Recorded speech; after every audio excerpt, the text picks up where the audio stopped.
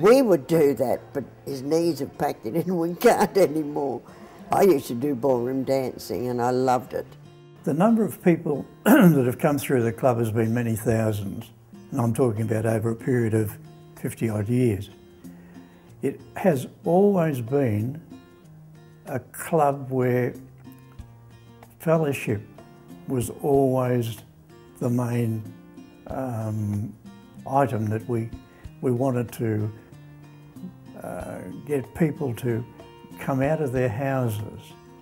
A lot of old people here, or older people, were sort of, well, they just didn't have anything or anywhere to go. Company, see, a lot of them are widows and widowers. Not so much the men join, but the women, they like to interact with somebody else. When we got the club going, it was a fairly small club, but as the numbers grew, then the club grew. And there's been 2 extensions over that period of 50 years. We've had many outings where we'd, especially with poker trips, when they were very popular up in the New South Wales. Oh, mainly they were pokey trips. I must admit, I love the pokies. Brian doesn't, but I do. If he doesn't open his mouth soon, I'm going to thump him. On our outings, we had some great fun.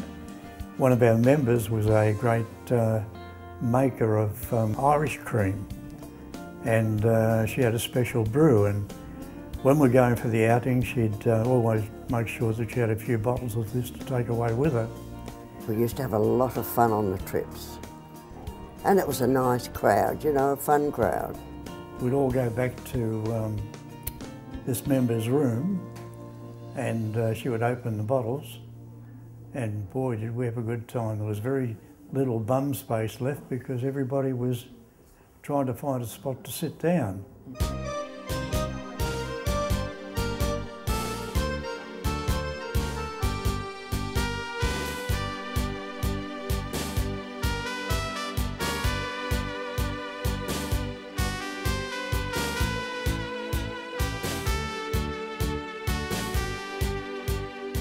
Well, it all began in September 1952 when Councillor Nola Barber, who was a very well-known local lady from Aspendale, she arranged for a meeting at the Aspendale Lifesaving Club, and several people attended that meeting, and from that the club was formed.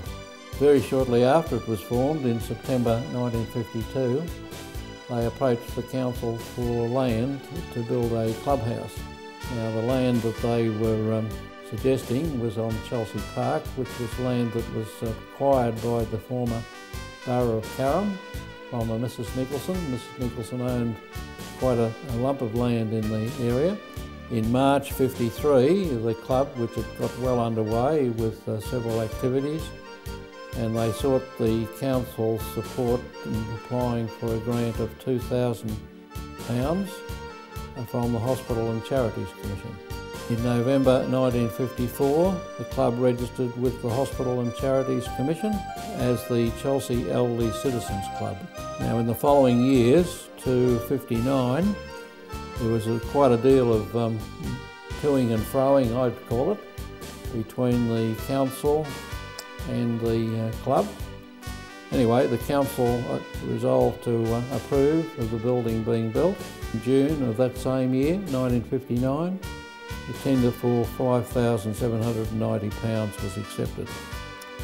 The building was very quickly built between June and November. It was opened on the 23rd of November 1959, and the occasion was a civic affair with the Mayor, who was Councillor McDougall from South Ward, officiating. Since then, through 1959 and the 1970s, the building was further extended on the east side, and then in 1986 the building was extended again with a very enlarged main hall. And again, there was very much contention from the local residents, but the council was satisfied to approve of it. In 1982, the club changed its name from the Chelsea Senior Citizens Club to Chelsea Senior Citizens Centre Incorporated.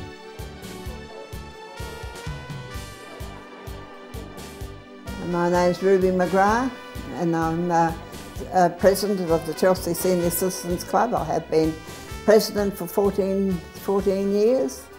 I have been in the club 32 years. I'm Mari Di Camaro and I'm the Senior Vice President here at the Chelsea Senior Club. I came here in 2002, been here 12 years and 4 months. It's been like a second home to me because I came out from New Zealand and I didn't know anybody, and I really don't know how I came to come in, but it was an old lady who lived in here, a member of the club, who got me into it because I wanted to play indoor bowls.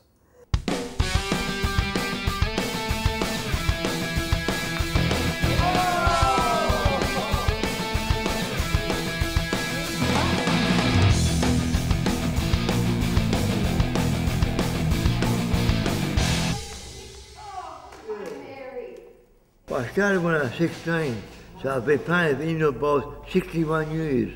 Oh, I love it up there. It's, you know, everybody's friendly and they make, you know, whether you bowl good or bad, they all accept that. It's not competitive, it's just friendly. Very friendly and welcoming. That's what made me come back. I just come down for the bowls because I like the bowls, but I can't play cards.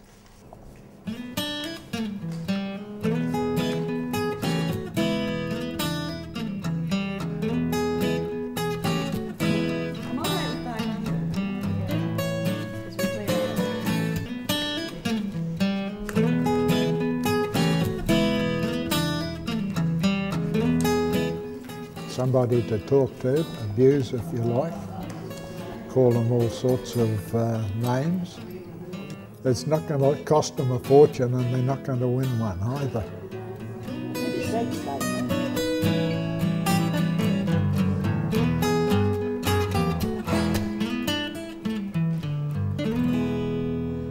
Well, the highlight to me would have been doing all the modelling and making friends and a lot of friends and learning a lot about people. You make good friends too, you really do make good friends, and it's been really good to me as well. People come because they know that they can be sociable and meet their friends and have a chat and help people to come out of their shell and open up, and it gives them something to look forward to as well. I can't see any reason why any elderly people should be lonely when there's a club to come to. It's really a good place to come. You walk in the door and you feel so welcome, which is a lovely thing. And they come and they tell you what's going on in their lives and you get to know them. And that's what I find, it's the friendship more than anything. The social business, meeting people, and that I think basically is the fun of it, is the meeting people, different types, you know. Well, the activities that are very popular is the exercises.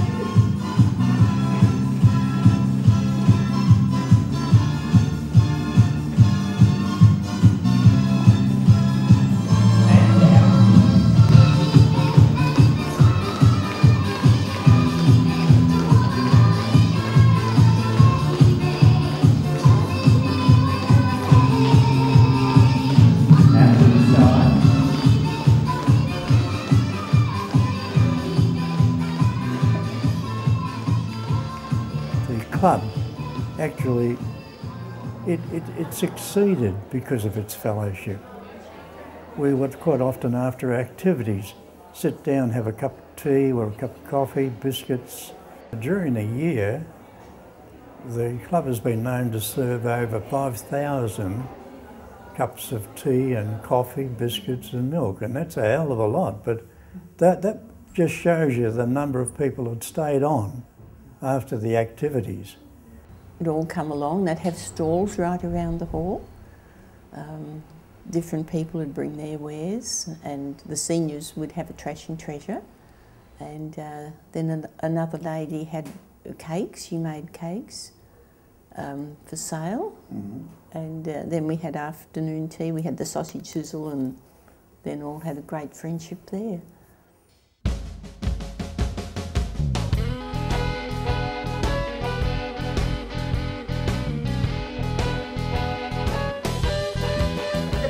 That I was dancing with before Bob Hawke, he went and tapped Bob Hawke on the shoulder.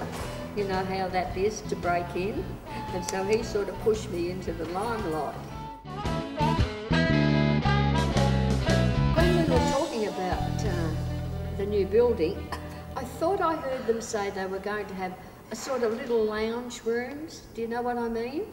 Because there'd be people like me as I get older that don't want to dance but would like to come and have some company and a little talk.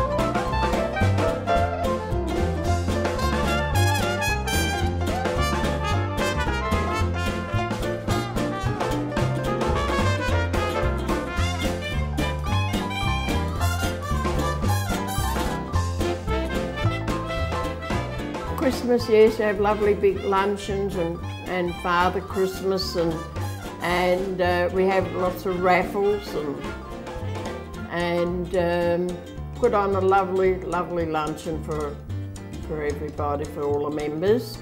It's always been a 3-course lunch, and the members just paid a very nominal amount, and the club would take up the difference. In other words, if it was a cost $20, we charged the members $5, and the club would put in $15 out of the money they had in reserve. And Father Christmas? Father Christmas, yeah, that was nice. Yeah. I mean, oh. If you can get people out of the house and they can come, sit down, have a bit of a chat. We put on movies so they can have a look at the movies. It's a wonderful thing. And I'll often say to you, oh gosh, I wish this had been going years ago. We really like getting out and meeting our friends. And that's one of the things that this club has survived on and has always promoted. We must have fellowship. We want people to be happy. We want them to come in, sit down, have a cup of tea with us, have a chat, and then they can go on their way.